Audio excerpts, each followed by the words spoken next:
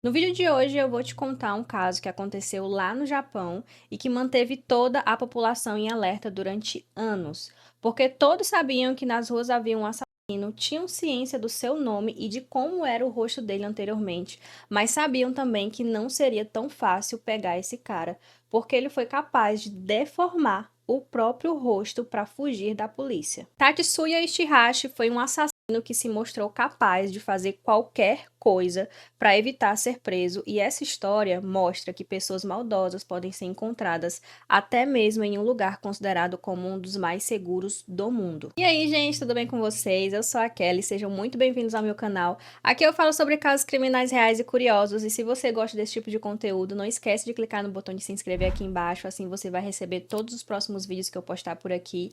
E eu vou ficar muito grata se você clicar no botão do gostei já no começo do vídeo para me ajudar com a divulgação. E antes de começar a contar o caso de hoje, eu tenho alguns recados, mas eu vou deixar aqui um minuto exato que eu começo a contar para você que quer ir direto para a história. Bom, em primeiro lugar, eu peço desculpas caso a minha voz esteja um pouco estranha. Eu tô meio gripada. Na verdade, eu já tô bem melhor, mas ainda não 100%. Então, não desistam de mim, que vai dar tudo certo. Eu passei, acho que umas 2 ou 3 semanas sem postar vídeo, porque eu tava esperando chegar esse lindo desse microfone.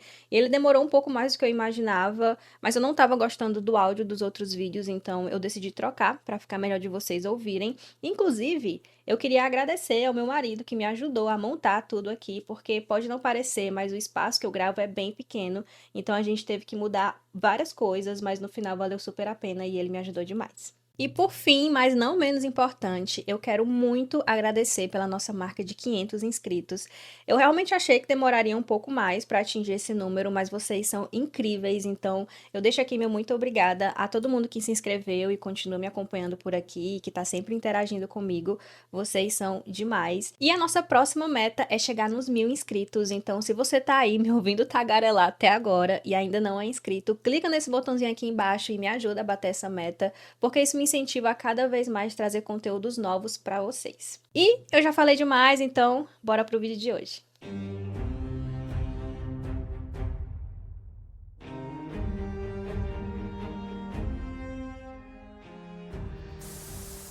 Lindsay Hawker nasceu no dia 30 de dezembro de 1984 na cidade de Coventry, na Inglaterra. Ela era filha de Bill e Julia Hawker e tinha mais duas irmãs chamadas Louise e Lisa. Ela estudou biologia na Universidade de Leeds e se formou com honras em 2006 aos 22 anos. As pessoas mais próximas contam que a Lindsay era encantadora, atenciosa e muito inteligente. Nessa época, ela namorava e pretendia continuar estudando para fazer um mestrado. A Lindsay traçou um plano de vida e decidiu que antes de iniciar o mestrado ela passaria um ano fazendo um intercâmbio e optou por fazer isso pelos seus próprios méritos, trabalhando para conseguir se sustentar sem a ajuda financeira dos pais dela. Então, basicamente, o que ela queria era uma experiência completa e não uma simples viagem para se divertir. Ela escolheu o Japão como destino para essa experiência e logo teve a ideia de trabalhar em uma escola ministrando aulas de inglês. E então ela decidiu se candidatar para uma vaga como professora em uma renomada escola lá do Japão, que geralmente não contratava professores estrangeiros. E para surpresa da Lindsay, eles aceitaram a proposta dela e fizeram um convite para ela iniciar o trabalho em outubro de 2006. Quando ela chegou em Tóquio, ficou encantada com tudo, o que é bastante compreensível porque ela estava bem na capital do Japão, repleta de pontos turísticos, tecnologia, restaurantes, e eu não tenho dúvidas que deve ser um lugar realmente fascinante. Mas, mesmo com todo esse lado positivo, ela sentia muita falta da família e por isso frequentemente se comunicava com eles através de e-mail e telefonemas. E, inclusive, os pais dela até chegaram a viajar para o Japão para comemorar o aniversário da Lindsay. Como a ideia inicial dela era se bancar sozinha, ela decidiu ficar em uma casa um pouco mais afastada do centro da cidade para pagar um aluguel mais barato, então ela se estabeleceu na cidade de Chiba.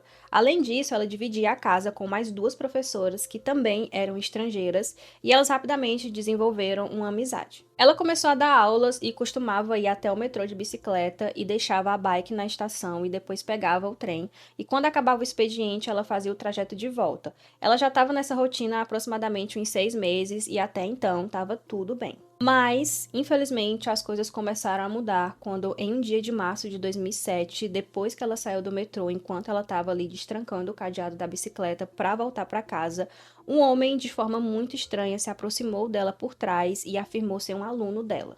Isso aconteceu durante a noite e a Lindsay achou bastante estranho porque ela não conseguia reconhecer ele como sendo um dos seus alunos.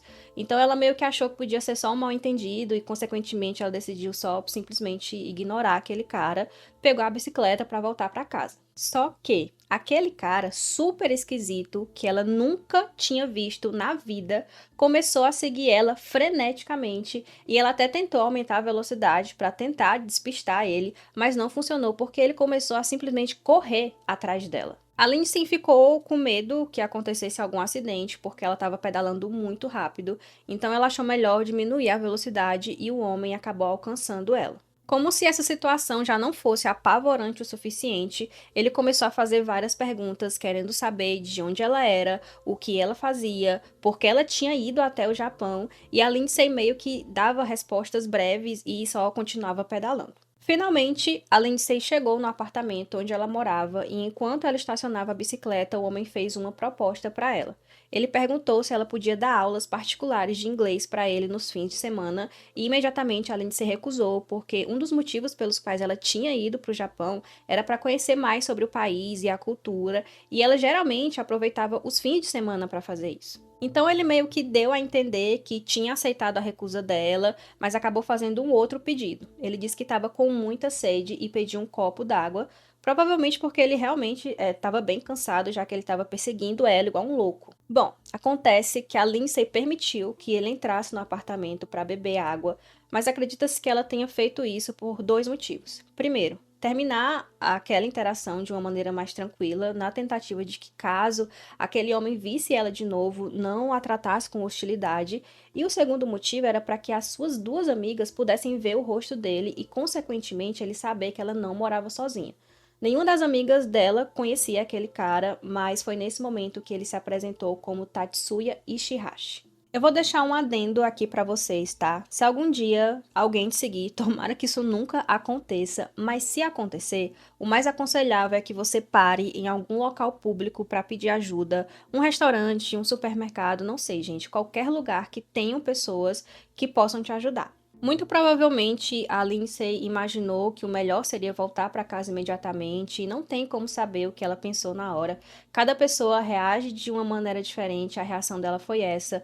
Eu não sei qual a opinião de vocês sobre isso, mas o fato é que as amigas da Lindsay viram o rosto do Tatsuya e principalmente ouviram as coisas que ele disse enquanto ele estava lá, e essas informações foram cruciais para as investigações, e vocês vão entender isso mais para frente. Bom, enquanto ele tomava água, ele fez novamente a proposta para Lindsay dar aulas particulares de inglês para ele, mas dessa vez ofereceu um valor de 3.500 ienes por hora a aula, o que na época equivaleria entre 32 a 42 dólares mais ou menos. A Lindsay vivia uma vida bem simples lá e esse valor era bem acima da média, era um bom dinheiro extra, então ela acabou aceitando. E talvez, como as amigas dela já tinham visto o rosto do Tatsuya, ela pensou que ele não seria capaz de fazer nenhum mal a ela, já que ele seria facilmente reconhecido depois. Mas ela deixou bem claro que as reuniões seriam apenas para estudar e sempre seriam realizadas em locais públicos. Inclusive, essa era uma das exigências da escola onde a Lindsay trabalhava, já que eles permitiam que os professores dessem aulas particulares,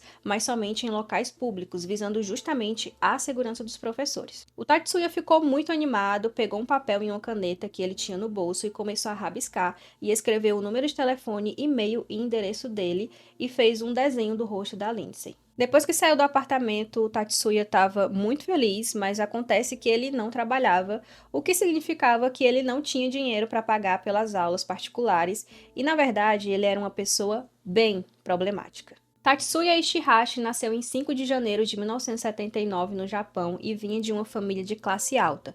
O pai dele era médico e a mãe era dentista. Desde a infância, o Tatsuya dizia que queria seguir os passos do pai e se tornar um médico, mas à medida que ele ficou mais velho, enfrentou dificuldades e foi reprovado nos exames finais, e as notas dele eram bem baixas e insuficientes para ser aprovado no curso de medicina. Com seus planos frustrados na área médica, o Tatsuya decidiu estudar horticultura e se formou em 2005. Mas os relatos é que essa escolha não trouxe muitas mudanças significativas na vida dele. Na verdade, não trouxe mudança nenhuma e ele começou a se sentir cada vez mais perdido. E para lidar com essa sensação, ele acabou iniciando uma rotina intensa de exercícios. Ele passava horas na academia e corria cerca de 25 quilômetros por dia.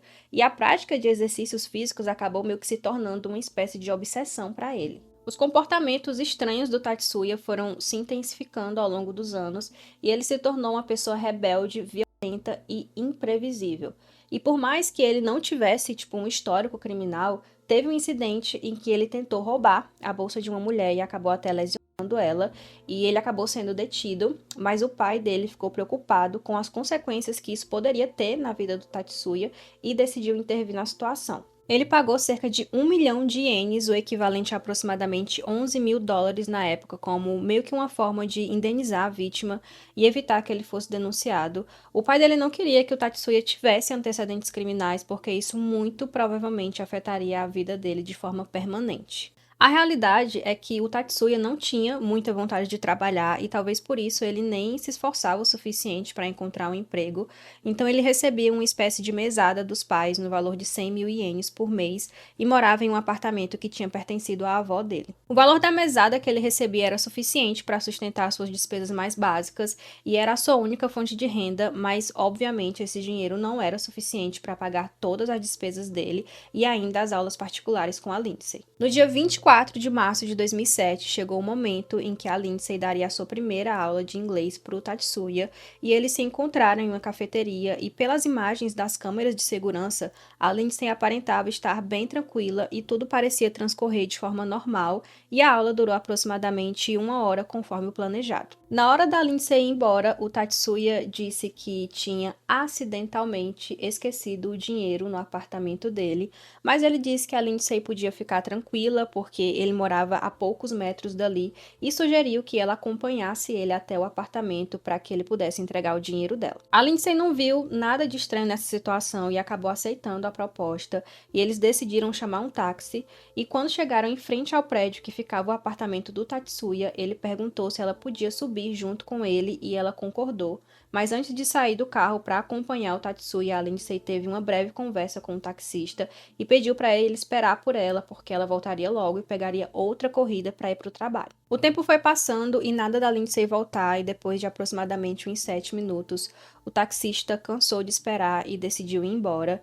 E a Lindsay não voltou para casa naquele dia, e isso deixou as amigas dela super preocupadas, porque elas sabiam que a Lindsay também não tinha aparecido no trabalho, já que todas elas trabalhavam juntas na mesma escola, e naquela mesma noite elas resolveram ligar para a polícia e reportar o sumiço da Lindsay. Mas as autoridades somente começaram a tomar providências quando no dia seguinte os representantes da escola em que a Lindsay trabalhava entraram em contato com eles e também ligaram para a família dela para contar tudo o que estava acontecendo.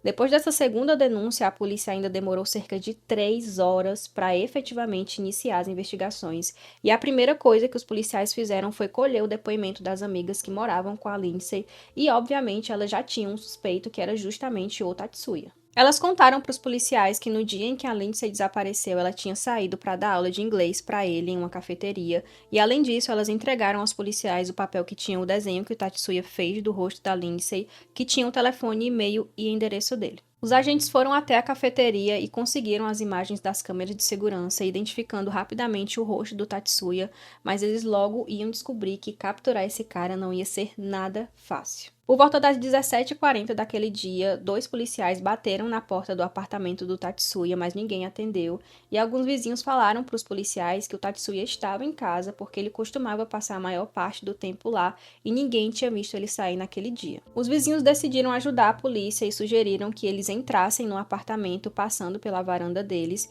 e assim que os oficiais subiram em um dos apartamentos vizinhos, conseguiram ver a varanda do apartamento do Tatsuya, e eles perceberam que todas as luzes estavam apagadas, mas parecia que tinha alguém lá dentro.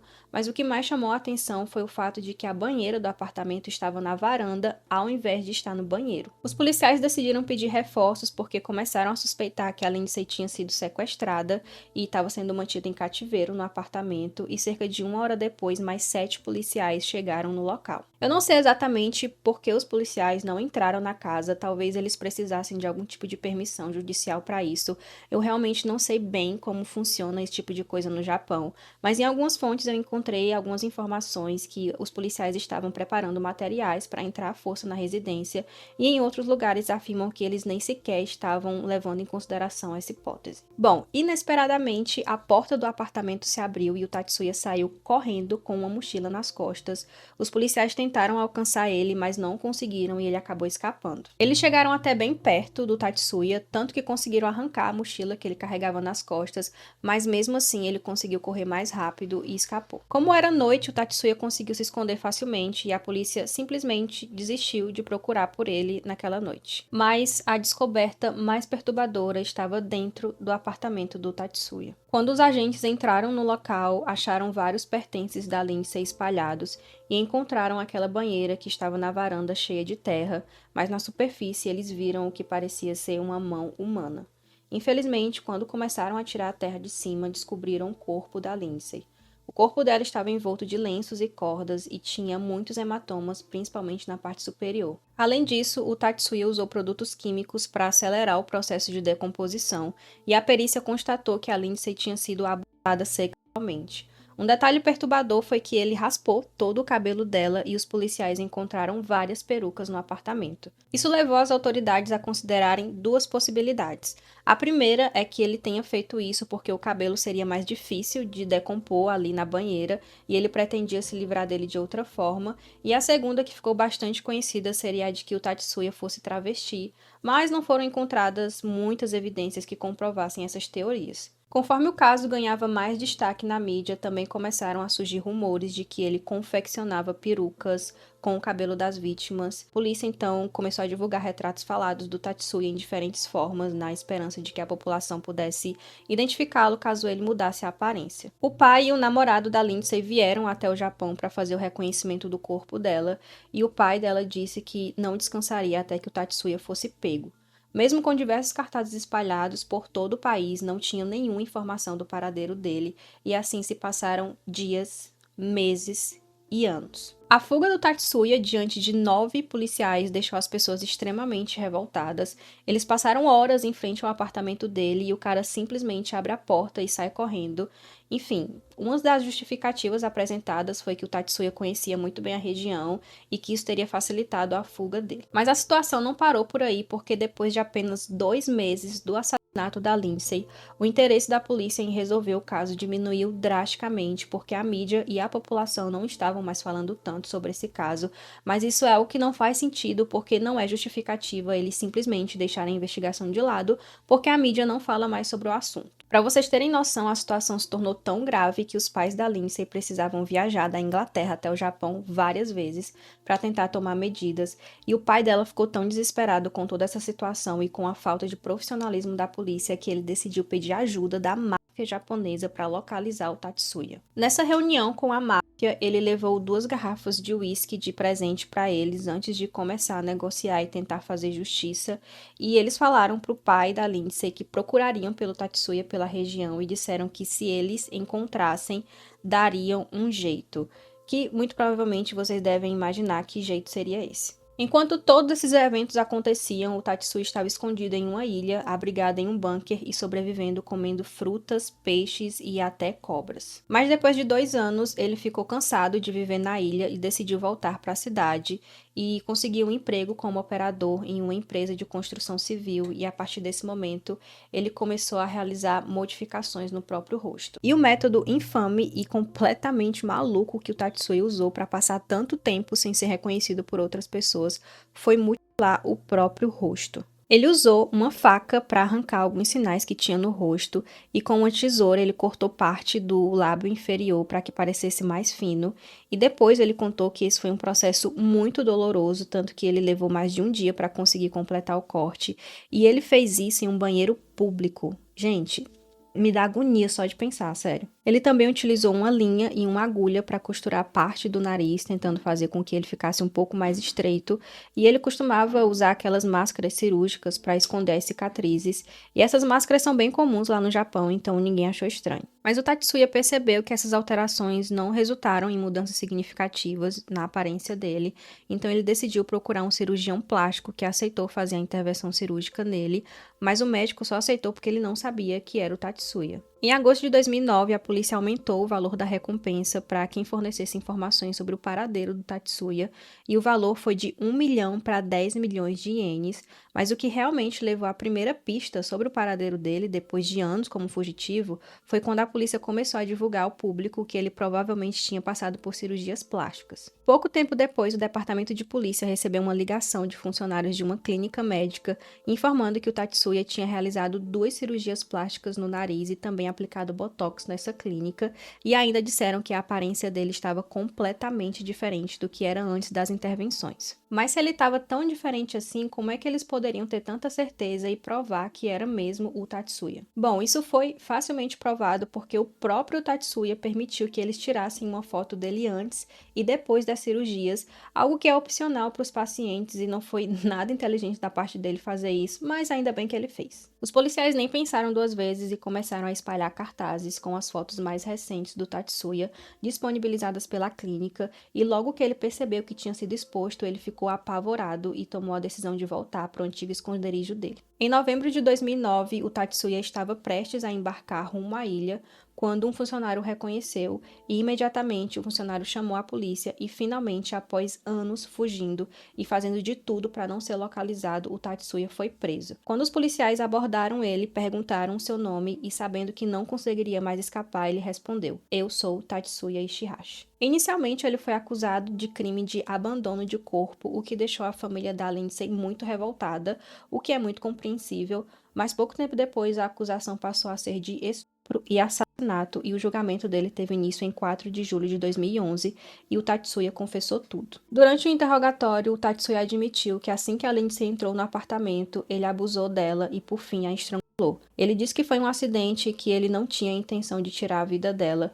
e isso acabou acontecendo porque ele queria que ela parasse de gritar e chorar para evitar que os vizinhos ouvissem. É bem provável que a Lindsay tenha lutado bravamente e resistido até onde conseguiu, por isso ela tinha hematomas pelo corpo, mas o Tatsuya era mais forte fisicamente e infelizmente ela não teve chance contra ele. No Japão, existe a aplicação da pena capital, mas apenas se o criminoso tiver cometido 2 crimes diversos ou se ele for considerado um assassino em série. Por todo o sofrimento que a família da Lindsay passou e diante de toda a cobertura da mídia, todos eles pediam que ele fosse condenado à sanção máxima, e o pai da Lindsay deu muita ênfase em todo o dinheiro e tempo que a família teve que gastar em busca de justiça, e também falava de todo o sofrimento que eles tiveram que enfrentar. Mas mesmo assim, em 21 de julho de 2011, o Tatsuya foi sentenciado à prisão perpétua porque a promotoria entendeu que ele tinha chance de reabilitação e se ele tiver um bom comportamento, existe a pequena possibilidade de ser posto em liberdade algum dia, mas ele ainda vai ter que cumprir muitos anos de cadeia para que isso possa acontecer. De qualquer forma, depois do julgamento, o pai da Lindsay agradeceu à polícia japonesa e inglesa